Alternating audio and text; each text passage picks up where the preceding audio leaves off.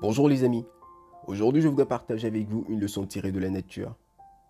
Dans son livre Child Guidance, à la page 45 au paragraphe 1er, il est écrit Next to the Bible, nature is to be our great lesson book. Ce qui veut dire qu'après la Bible, la nature doit être notre grand livre d'études. Et pour avoir compris cela, David a écrit dans le livre de Psaume, le chapitre 143, le verset 5. Je me souviens des jours d'autrefois. Je médite sur toutes tes œuvres, je réfléchis sur l'ouvrage de tes mains. Mais pourquoi? Tout simplement parce que dans Romains le chapitre 1er, le verset 20, la Bible dit « En effet, la perfection invisible de Dieu, sa puissance éternelle et sa divinité se voient comme à l'œil depuis la création du monde quand on les considère dans ses ouvrages. » Cela signifie que malgré que la nature a été altérée par le péché, nous avons encore au jour d'aujourd'hui la possibilité de détecter certains traits de caractère, certaines particularités du Créateur juste en étudiant la nature.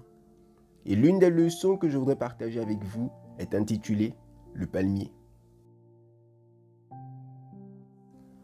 Tous à la naissance, nous sommes comme des graines de palmier.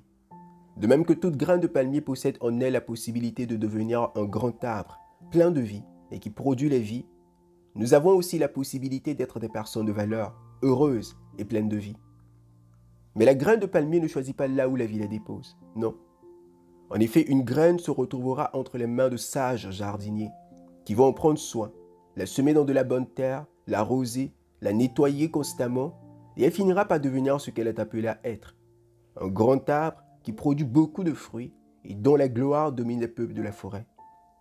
Cependant, une autre graine se retrouvera entre les mains d'enfants insensés. Elle sera donc jetée soit sur un terrain tassé, où elle mourra aussitôt, soit parmi les pierres, où elle entamera sa germination, fleurira un tout petit peu, mais sera brûlée très tôt, faute de racines profondes. Soit au milieu des épines, où elle croîtra, mais sera étouffée par les soucis de la vie et n'atteindra jamais son véritable potentiel. De même à la naissance, personne ne choisit là où la vie le dépose. Certains commencent dans une famille stable, aisés et épanouis. Ils sont arrosés, correctement éduqués et finissent par devenir des hommes de valeur, influents autour d'eux. Par contre, d'autres naissent dans une famille où ils n'avaient même pas été souhaités. On fait référence à eux comme des accidents de jeunesse, ou dans des familles très fragiles et instables, avec beaucoup d'insatisfaction et de difficultés. Plusieurs meurent sans jamais avoir la possibilité d'éclore.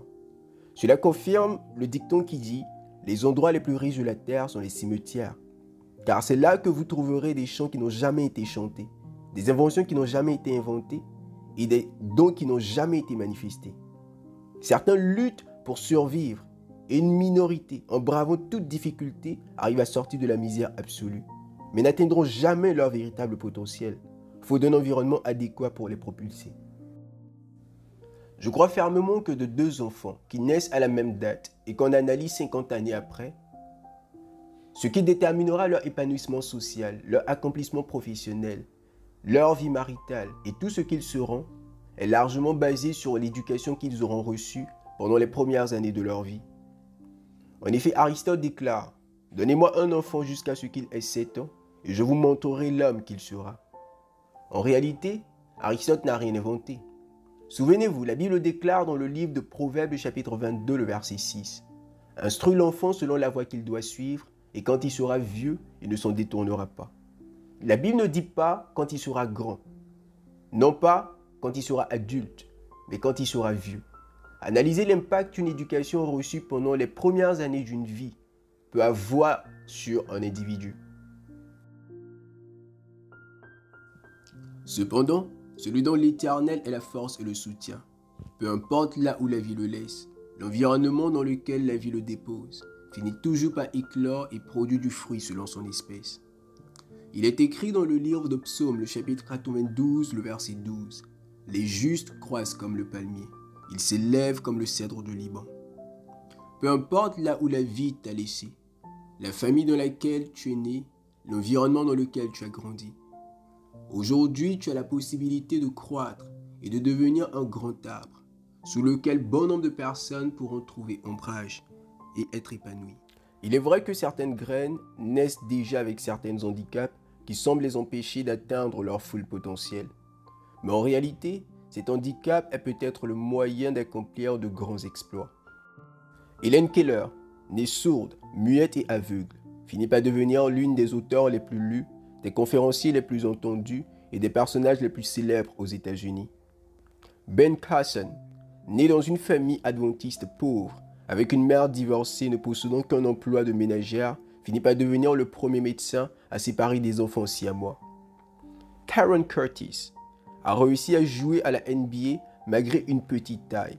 En effet, il est le plus petit joueur de l'histoire de la NBA avec une taille de 1,60 m. Alors ne perdez pas votre temps à vous poser des questions inutiles, telles que pourquoi tout cela m'arrive, qu'ai-je fait à Dieu, ou encore suis-je destiné à souffrir toute ma vie? Peu importe l'handicap que vous avez aujourd'hui, l'Éternel est capable de vous faire croître comme un palmier. Alors accrochez-vous comme un palmier. Enfoncez vos racines très loin dans le Seigneur Jésus, le rocher des âges, la fondation la plus sûre. Attachez-vous fermement à votre Dieu et lui vous donnera tout ce dont vous avez besoin pour grandir et devenir un palmier fructueux et plein de vie, malgré votre point de départ.